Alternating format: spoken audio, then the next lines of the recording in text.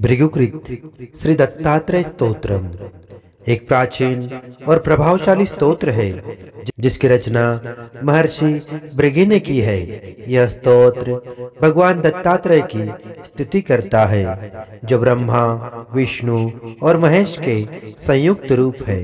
दत्तात्रेय को गुरु परंपरा का आदि गुरु माना जाता है। यह स्तोत्र न केवल आध्यात्मिक उत्थान के लिए उपयुक्त है बल्कि साधकों की हर प्रकार की समस्याओं का निवारण करने में सक्षम है। इस स्तोत्र का नित्य पाठ करने से जीवन के हर संकट जैसे ग्रह दोष, दरिद्रता, रोग और शत्रुओं से रक्षा होती है। भगवान दत्तात्रेय के इस स्तोत्र का पाठ साधक को भौतिक सुख और आध्यात्मिक शांति दोनों प्रदान करता है। जिनके जीवन में संतान सुख या आर्थिक स्थिरता की कमी है उनके लिए यह स्तोत्र अत्यंत प्रभावशाली है।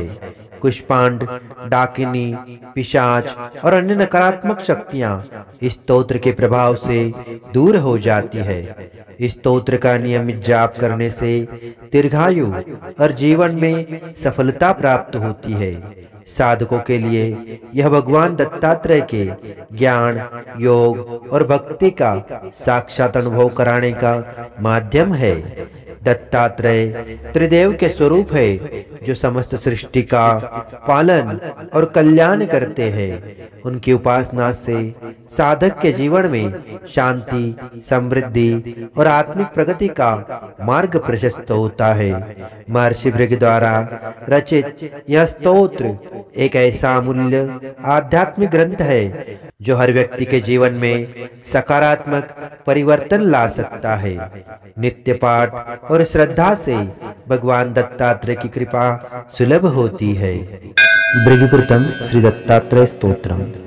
बालार्क प्रभमिन्द्रनील जटिलम भस्मांगरागोज्वलं शांतं नाद विलीन चित्त पवनं शार्दूल चर्मांबरं ब्रह्मज्ञे सनकादिवे परिवृत्तं सिद्धे समाराधितम् आत्रेयं समुपास्महे हृदि मृदाधेयं सदा योगिभिः दिगंबरं भस्म विलेपितांगं चक्रं त्रिशूलं गरुडं गदां च पद्मासनस्थं शशिसूर्यनेत्रं दत्तात्रेयं देयमभीष्टसिद्धये।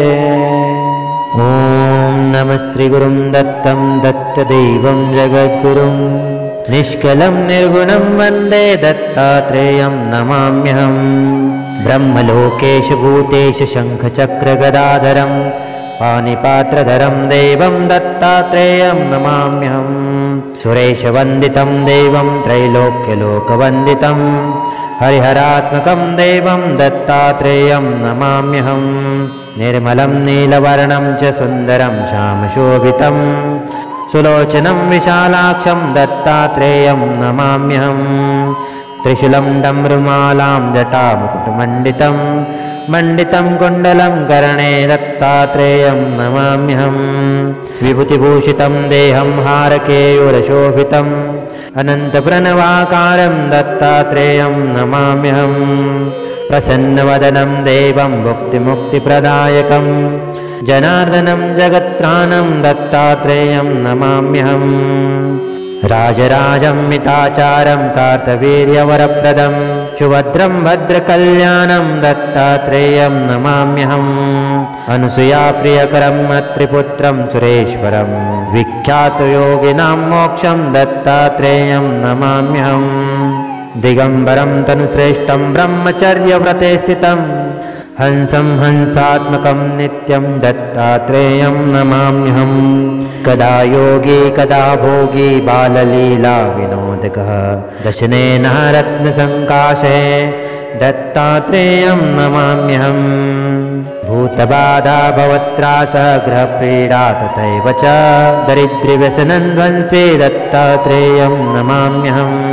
चतुर्दशम्बुधेवारे जन्ममार्गशिरे शुभे तारकं विपुलं वन्दे दत्तात्रेयं नमाम्यहम्।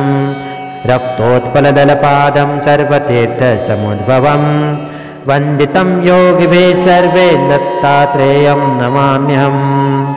ज्ञानदाता प्रभु साक्षात् गतिर्मोक्षप्रदायकः आत्मपुरीश्वरः कृष्णान् दत्तात्रेयं नमाम्यहम् भृगुरचितमिदं दत्तपारायणान्वितं साक्षाद्यास्त्वयं ब्रह्मं दत्तात्रेयं नमाम्यहम् प्राणिनां सर्वजन्तूनां कर्मपाशप्रभञ्जनं दत्तात्रेयगुरुस्तोत्रं सर्वान् कामान् कामुपनयात् अपुत्रो लभते पुत्रं धनधान्यसमन्वितः राजमान्यो भवे लक्ष्मीमप्राप्यं प्राप्नुयान्नरः त्रिसन्ध्यं जपं मानस्तु दत्तात्रेयस्तुतिं सदा तस्य रोगभयं नास्ति दीर्घायु विजयी भवेत् कुष्माण्डडाकिनी पक्षपिशाच ब्रह्मराक्षसः स्तोत्रस्य शृणुमात्रेण गच्छन्तत्र न संशयः एतद्विशन्ति श्लोकनामावृत्तिं कुरु विशन्तिं तस्यावृत्तिसहस्रेण दर्शनं नात्र संशयः इति श्रीभृगुविरचितं श्रीदत्तात्रेयस्तोत्रं सम्पूर्णम्।